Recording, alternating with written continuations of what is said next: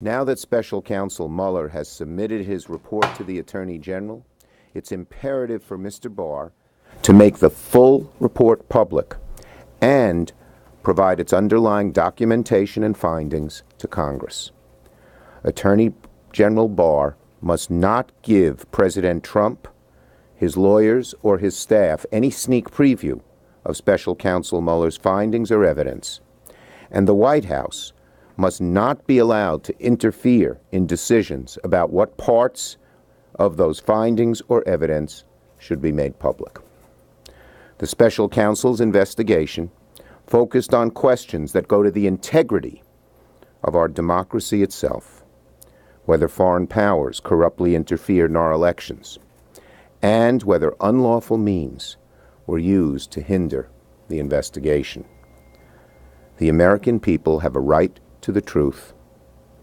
The watchword is transparency. Well, it's very clear from what the Democrats on your show have been saying is that this is kind of just the beginning, that they want not just a summary of findings, they want the full report, and they want all of the files of Mueller. And clearly, this is something they've been doing for some time, setting this up that this is a fight that's going on for a long time, that Mueller, some have even sort of said he had this narrow mandate. The Congress will continue to look at it. So this is a political issue that you can be sure is going to go right through the election.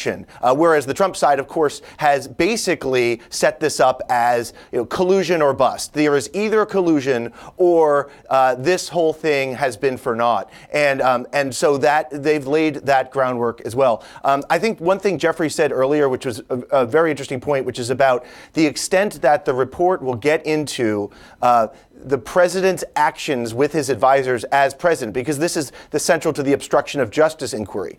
If the White House is going to try to assert executive privilege about any of his communications as president, well, that's really going to be the fight over what the Mueller report found on the issue of obstruction of justice, which we know has been a major part of the Mueller investigation. So that's one thing I'm looking forward to, not only in the summary, but in the future.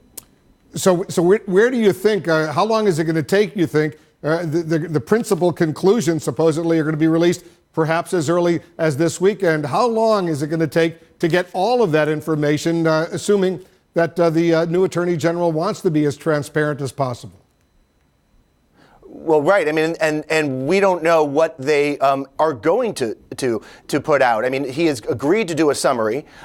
He has not agreed to do the entire report, and the Democrats are demanding that he does so. I wouldn't necessarily read in too much into the idea that if he presents his summary as early as tomorrow over the weekend, that means one thing or the other.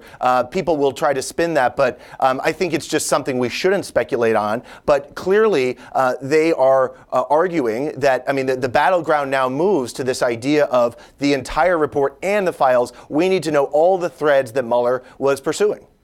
All right, Mark, stand by. Pamela Brown is with us as well. You're getting more information. The Democrats are all saying they want to see everything. The Attorney General, in his letter to the leadership of the House and Senate Judiciary Committee, says, "I remain committed to as much transparency as possible, and I will keep you informed as to the status of my review." That's right. It's interesting seeing the reactions from all different areas. I've been talking with people close to the White House who have a reaction of, look, this is good for us. We feel absolved. There aren't going to be any more indictments. There haven't been indictments on related to conspiracy or obstruction. They feel like this is a good day for them. But it's interesting listening to the Democrats. They're very clear in saying, look, we want the report and the underlying documents, because as Joey said, someone can reach one conclusion looking at documents, and another person can reach another conclusion looking at the underlying document. So that is key here. What I think is so significant in Bill Barr's letter is that he said as early as this weekend, which is a very quick turnaround, he could provide members of Congress